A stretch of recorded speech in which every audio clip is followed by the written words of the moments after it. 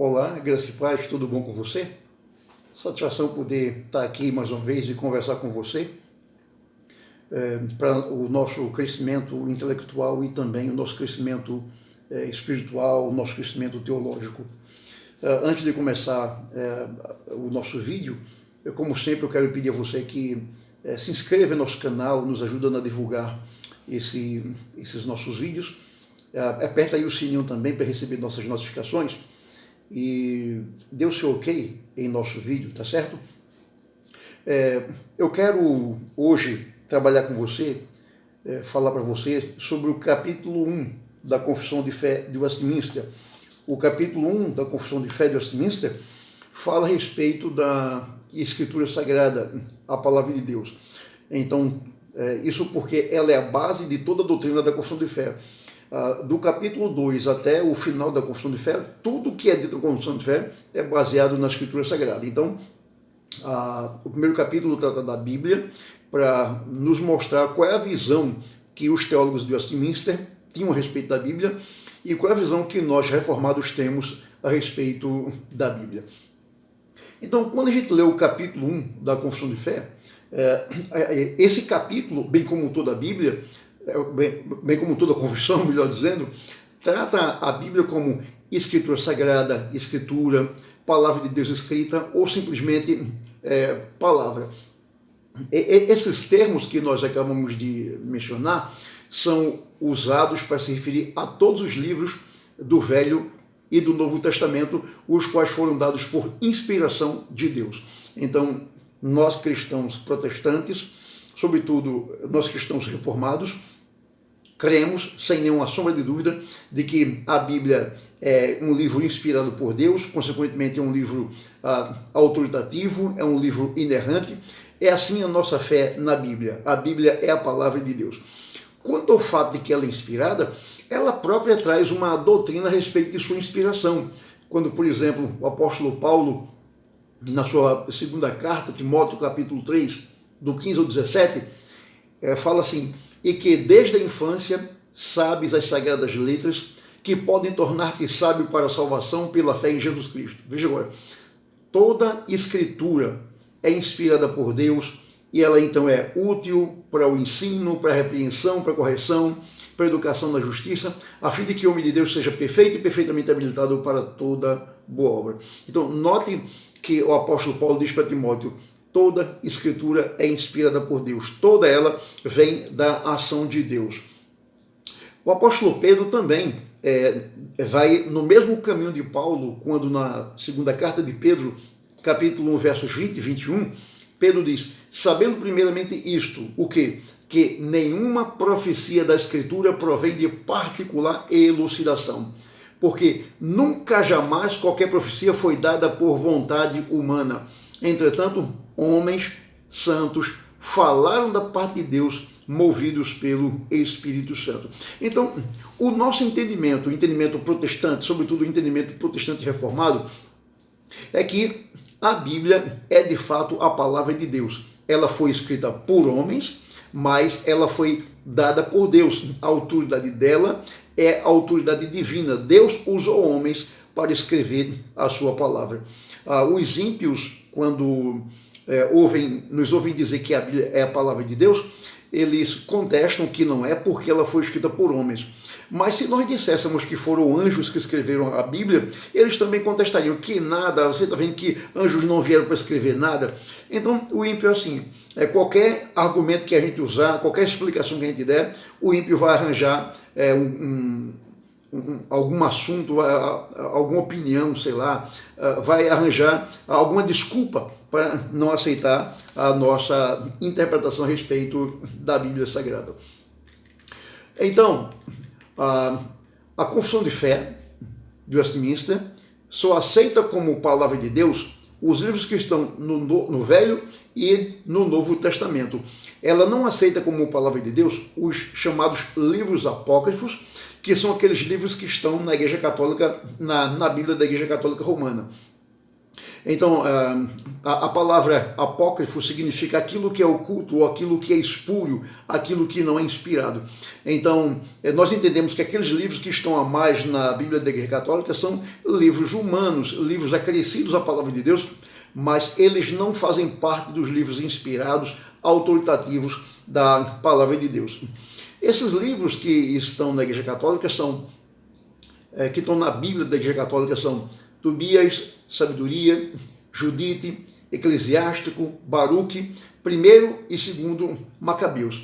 Além desses livros que são acrescidos à Bíblia Sagrada, a Bíblia da Igreja Católica pegou o livro de Daniel e fez alguns acréscimos. Por exemplo, acrescentou lá a história de Susana, o Cântico dos Três Moços e a história de Bel e o Dragão. Nada disso está na Bíblia original. Nada disso está na Palavra de Deus. Isso tudo foram acréscimos da Igreja Católica à Bíblia que ela usa. Nós não aceitamos os livros chamados apócrifos por algumas razões. A primeira razão é porque eles nunca fizeram parte das escrituras hebraicas. Então, a Bíblia original foi escrita em hebraico. E lá na Bíblia hebraica não existem esses livros. Esses livros foram acrescentados à Bíblia lá por volta do século II a.C. e foram livros escritos em grego, né? Então, esses livros do Velho Testamento foram escritos em hebraico, enquanto que os livros apócrifos foram escritos em grego e foram acrescentados à Bíblia quando ela já existia há muito tempo.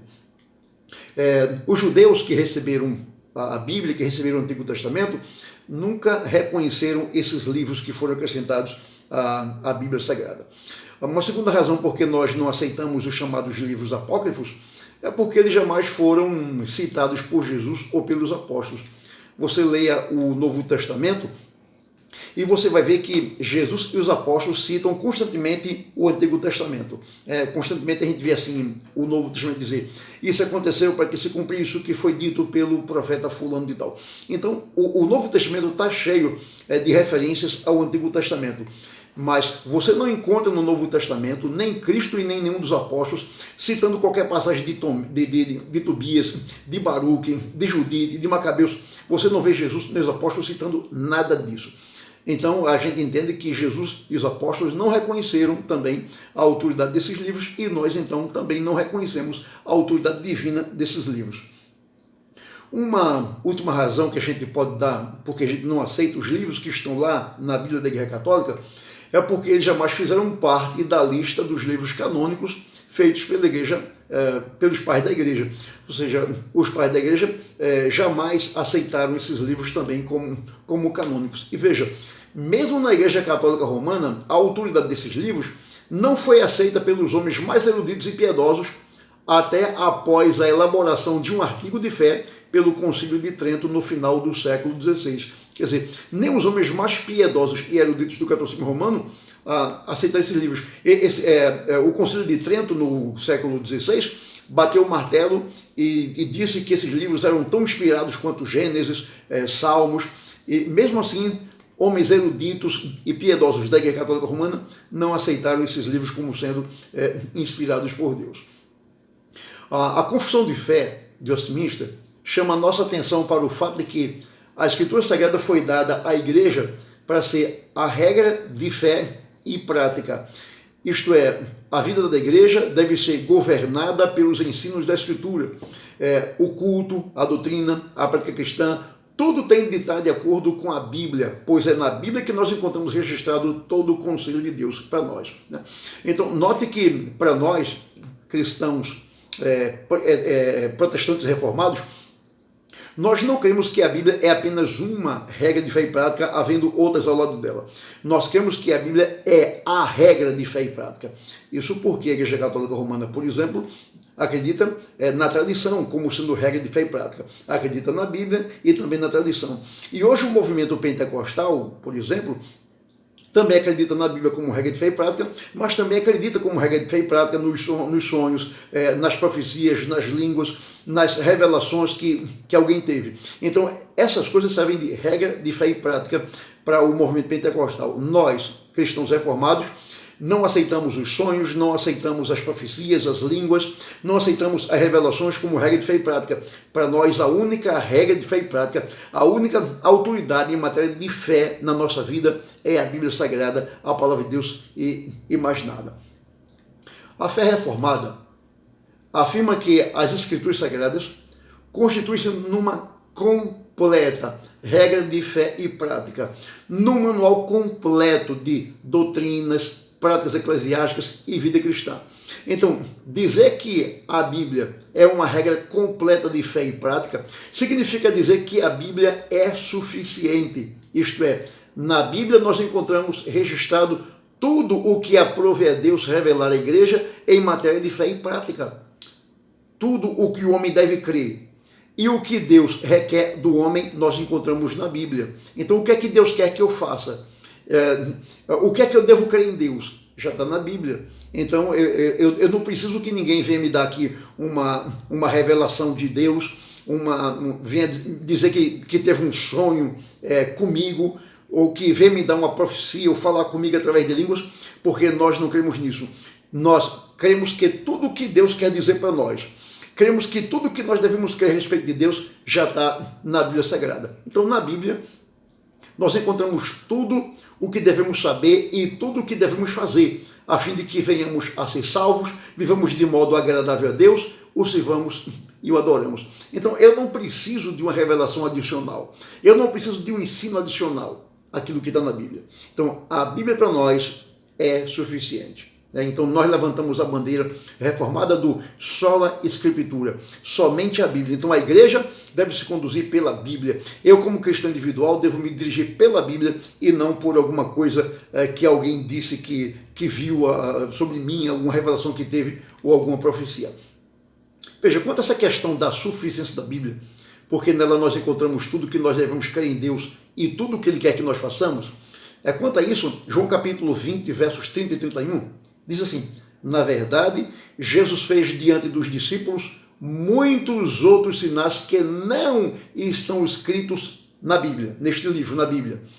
Estes, porém, foram registrados para que creias que Jesus é o Cristo, o Filho de Deus, e para que, crendo, tenhas vida em seu nome. Ou seja, essa passagem diz que João não registrou tudo o que Jesus fez e ensinou, mas diz que aquilo que João escreveu é suficiente para o propósito de Deus de nos levar ao conhecimento da divindade de Jesus, ao conhecimento de Jesus como Salvador, para nos levar à fé em Jesus e então a obtermos a vida eterna. Então, aquilo que João registrou foi suficiente para conduzir o homem a entender quem é Jesus, a entender o que ele fez na cruz, a crer nele, a entregar sua vida a ele e então encontrar a salvação. A confissão de fé mostra que há uma grande ligação entre a Escritura e o Espírito Santo. Isso porque o que é a Escritura? É a espada do Espírito. De onde veio a Escritura? Veio da mente do Espírito. Então a Escritura é a mente do Espírito. Logo, existe uma ligação muito íntima, profunda entre o Espírito e a Escritura, porque a Escritura proveio exatamente da mente do Espírito Santo. Veja, por exemplo, o que é que diz sobre isso a confissão de fé. Eu estou tratando do capítulo 1, só do capítulo 1. Diz assim: a nossa plena persuasão e certeza de sua infalível verdade, ou seja, infalível verdade da Bíblia, e divina autoridade provém da operação interna do Espírito Santo que, pela palavra e com a palavra, testifica em nossos corações. E diz mais: reconhecemos, entretanto, ser necessária a íntima iluminação do Espírito de Deus para a salvadora compreensão das coisas reveladas na Escritura. E mais, o juiz supremo, em cuja sentença nos devemos firmar, não pode ser outro senão o Espírito Santo falando na Escritura. Então, o que é que nós temos aqui nessa passagem? Nessa passagem nós temos uma íntima relação entre o Espírito e a Escritura. Por quê? Porque ele é o autor da Escritura e a Escritura é o instrumento dele. Então, por isso que essa íntima relação entre o Espírito e a Escritura. Veja, das expressões que nós acabamos de ler na confissão de fé sobre a Escritura e o Espírito, aprendemos que o Espírito Santo é o único capaz de convencer os homens de que a Escritura é a palavra de Deus. E mais, ele é o único capaz de iluminar o entendimento dos homens para que eles compreendam o ensino das Escrituras e sejam salvos. E mais, o Espírito é o único que deve determinar o que a igreja deve crer, e para isso o Espírito fala na igreja através da Bíblia. Ele não fala nada fora da Bíblia, pois a Bíblia é o manual pelo qual ele dirige nossa vida e dirige a igreja. Então veja, o Espírito, por exemplo, converte o pecador usando a Bíblia. O Espírito edifica a nossa vida usando a Bíblia. Então, a igreja deve se conduzir de acordo com a Bíblia. E cada cristão individual deve se conduzir de acordo com a Bíblia. A Bíblia deve ser o manual completo de vida e prática da igreja como um todo e da vida do cristão em particular. Por que foi que a Bíblia teve que ser escrita? Por que foi que o Espírito Santo sentiu ou teve necessidade de chamar homens para escrever sua palavra? Por algumas razões. Vejamos bem. A primeira razão por que o Espírito chamou homens para escrever sua palavra é que ele desejou que os homens tomassem conhecimento da sua vontade sobre a salvação, visto que a obra da criação era insuficiente para esse fim. Ou seja, ninguém nunca foi salvo porque contemplou o pôr do sol. Ninguém nunca foi salvo porque contemplou a lua cheia. Ninguém nunca foi salvo porque viu alguma grande obra na natureza. Ninguém nunca foi salvo, ninguém nunca teve o perdão dos seus pecados, porque contemplou a criação. Todo aquele que é salvo testemunha que foi salvo porque leu a palavra de Deus ou porque ouviu a palavra e ela tocou profundamente o seu coração, mostrando que ele é um pecador perdido, caminhando para a destruição. E então ele, ao mesmo tempo em que foi revelado que ele é um pecador perdido, também foi revelado a ele que há uma esperança para ele, e essa esperança estava em Jesus Cristo.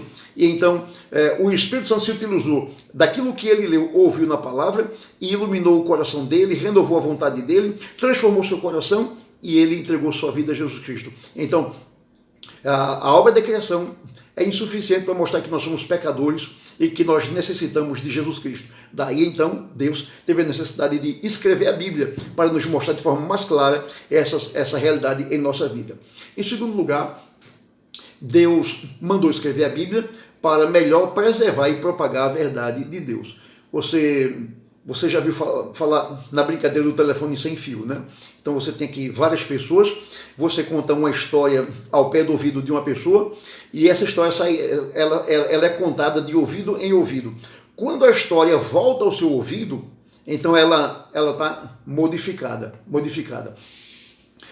Então Deus mandou escrever sua palavra para que não acontecesse esse perigo, esse erro de que sua palavra fosse deturpada. Olha, mesmo a Bíblia sendo escrita, ela ainda é alvo de muita deturpação, muita gente deturpa aquilo que ela ensina. Imagina se Deus deixasse a sua palavra ser propagada apenas de boca em boca, de forma oral. Então, Deus, sabendo da artimanha do diabo, que usa pecadores para deturpar sua palavra, então ele mandou escrever sua palavra, para que a gente pudesse saber exatamente o que é que Deus quer que nós façamos, o que é que nós criamos. Uma terceira razão porque Deus mandou escrever a Bíblia foi para o seguro estabelecimento e conforto da igreja contra a corrupção da carne e a malícia de Satanás e do mundo. Então Deus escreveu a Bíblia para nos dizer assim, eu chamei você para ser meu, para você ser santo. Eu escrevi a Bíblia, mandei escrever a Bíblia para você saber que você não deve agir de acordo com o mundo. Então a Bíblia nos dá diretrizes de como nós devemos viver neste mundo. E para nos dar conforto, por exemplo, eu cometo um pecado. Se não tem a Bíblia, eu não tenho esperança. O que fazer quando eu cometer um pecado? Vou me suicidar, mas porque tem a Bíblia, eu tenho conforto. Por quê? Qual conforto que eu tenho? Eu leio a Bíblia. Meus filhinhos, isto eu vos escrevo para que não pequeis. Se todavia alguém pecar, temos um advogado para com o Pai, Jesus Cristo, o justo. Então, quando eu leio a Bíblia, então eu encontro esperança para o meu pecado. A esperança está exatamente no sangue de Jesus. Se a Bíblia não fosse escrita, esse texto não estaria lá, eu não teria conhecimento disso, e então eu me desesperaria. Mas a Bíblia foi escrita, e essa passagem aí foi escrita para trazer esperança para mim, conforto para mim. Então, eu confesso meus pecados ao Senhor, me arrependo dos meus pecados, abandono meus pecados, e então meu coração é confortado, sabendo que eu recebi o perdão do Senhor.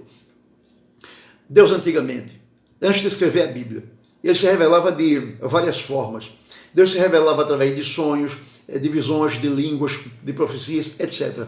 Porém, hoje, Deus fala conosco somente através da Bíblia. E a sua revelação, que é a sua revelação escrita. A gente viu há pouco que a confissão de fé diz, o Espírito Santo falando na Escritura. Este é o único modo pelo qual ele fala à igreja hoje. Então, meu irmão, se você é levado por essa coisa de estar ouvindo vozes, de estar recebendo profecias na igreja aqui, na igreja ali, do irmão aqui, do irmão ali, acabe com isso. Creia somente na Bíblia, porque Deus hoje fala conosco somente através da Bíblia. Ele falava por sonhos, por revelações, por profecias, quando não tinha a Bíblia.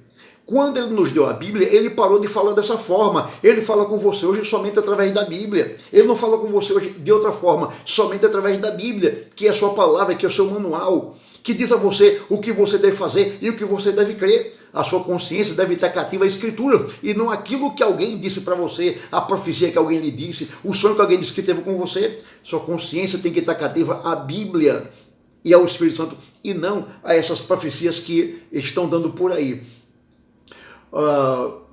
Veja que, então, ele fala conosco hoje somente através da Bíblia, e isso a gente pode ver, por exemplo, Hebreus capítulo 1, versos 1 e 2, diz assim, havendo Deus outrora falado, veja, no passado Deus falou de que forma? Muitas vezes e de muitas maneiras. Essas muitas maneiras envolvem sonhos, profecias, revelações, etc. Deus falou no passado de muitas maneiras, né? Aos pais pelos profetas, aí diz, nesses últimos dias nos falou pelo Filho, a quem constituiu o herdeiro de todas as coisas, pelo qual também fez o universo. Então, Deus falou através dos profetas e parou de falar. Depois falou através do Filho e parou de falar. Então ele falou hoje através daquilo que o Filho ensinou aos apóstolos, do que o Espírito revelou aos apóstolos, e eles escreveram na sua palavra. Então a Bíblia é para nós a única regra de fé e prática, o único manual de fé e de prática. É a única palavra de Deus através da qual ele fala conosco. Por conta disso, por conta do fato de que Deus hoje só fala conosco através da Bíblia, é que a confissão de fé acrescenta o seguinte: à Escritura nada se acrescentará, em tempo algum, nem por nova revelação do Espírito, nem por tradições dos homens. Então, irmãos, eu não preciso que ninguém me dê uma nova revelação do Espírito, eu não preciso que ninguém me dê uma tradição para impor tudo isso à minha consciência. Então, para nós a Bíblia é suficiente como palavra de Deus para nos dirigir nessa caminhada até chegarmos ao céu. Essa questão de que não devemos acrescentar nada à palavra de Deus, porque ele fala conosco somente através da Bíblia, está de acordo com, por exemplo, Deuteronômio capítulo 4, versículo 2, diz assim Moisés, nada acrescentareis à palavra que vos mando, nem diminuireis dela, para que guardeis os mandamentos do Senhor vosso Deus, que eu vos mando. Então, a revelação de Deus foi progressiva. Então, cada vez que Deus revelava alguma coisa a Moisés, Deus dizia assim, paute sua vida por isso, não acrescente nada a isso, viva a sua vida por isso. Depois Deus dava mais um pouco de revelação e dizia, viva a sua vida por isso, não acrescente nada a isso. Então Deus quer que nós vivamos de acordo com a sua palavra. E mais, Deuteronômio capítulo 12, verso 32 diz, tudo o que eu te ordeno observarás, nada lhe acrescentarás, nem diminuirás. Então, nós temos em nossas mãos a palavra de Deus, a Bíblia Sagrada.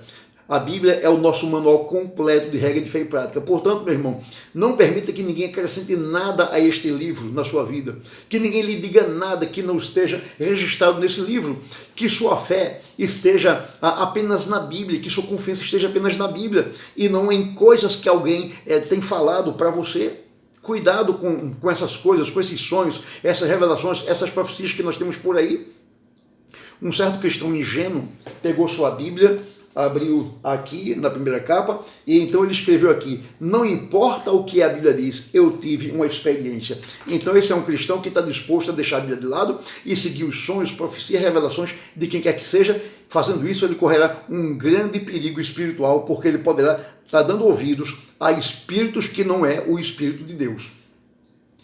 Ainda Apocalipse capítulo 22, verso 18 e 19, diz assim, a todo aquele que ouve as palavras da profecia deste livro da Bíblia, testifico, se alguém lhes fizer qualquer acréscimo, Deus lhe acrescentará os flagelos escritos neste livro.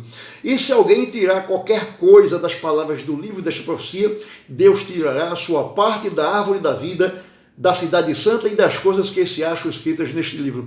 Cuidado com aquilo que você ouve e que não está na Bíblia. Cuidado com aquilo que você ouve que além de não estar na Bíblia, contraria aquilo que a Bíblia ensina. Então veja bem, a Confissão de Fé diz: nada se acrescentará à palavra de Deus, nem por novas tradições do Espírito, nem por novas revelações do Espírito, e nem por tradições humanas.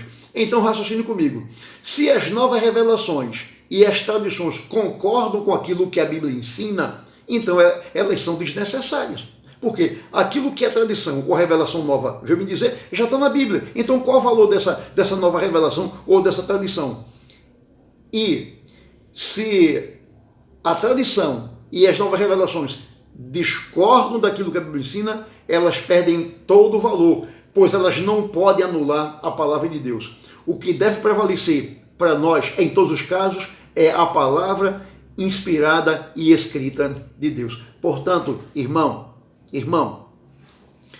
que a Bíblia seja suficiente para você, que a Bíblia seja a única regra de fé e prática na tua vida. Não corra atrás dessas profecias, dessas revelações, desses sonhos. Corra atrás da Bíblia, estude a Bíblia, leia a Bíblia, examine a Bíblia, e Deus falará com você através da sua palavra. Um dos lemas da reforma do século XVI, e continua até hoje entre os reformados, é sola scriptura. Portanto, que sigamos os passos dos nossos pais espirituais e levantemos com eles esta mesma bandeira, sola scriptura. Sola scriptura. Então, irmão, leia a Bíblia, estude a Bíblia, ouça a voz de Deus na Bíblia. Qualquer outra voz é estranha. Cuidado com essas coisas de sonhos, revelações, profecias, línguas. Cuidado com isso, porque tudo isso fez parte do passado quando ainda não tinha a Bíblia. Então, quando Deus nos deu a Bíblia, Ele colocou duas capas e um ponto final, para dizer assim, a minha revelação está completa. Portanto, dirija a sua vida somente pela Bíblia. E veja que Deus vai te abençoar. Enquanto que aquele que dirige sua vida por sonhos, profecias e línguas, vive uma vida confusa, sem nenhuma segurança. Então, cuidado para não ser assim. Então, repito, creia na Bíblia, que sua consciência esteja cativa à Bíblia. Lutero disse isso: a minha consciência está cativa à palavra de Deus. Que esse seja o seu lema: a minha consciência está cativa à palavra de Deus, escrita e inspirada, que é a Bíblia Sagrada. Então, meu desejo é que eu possa ter esclarecido alguma coisa para você, que você possa ter sido edificado naquilo que você ouviu e que você cada dia mais possa afirmar sua fé naquilo que a Bíblia ensina. Então, um grande abraço, Deus te abençoe e até o próximo vídeo.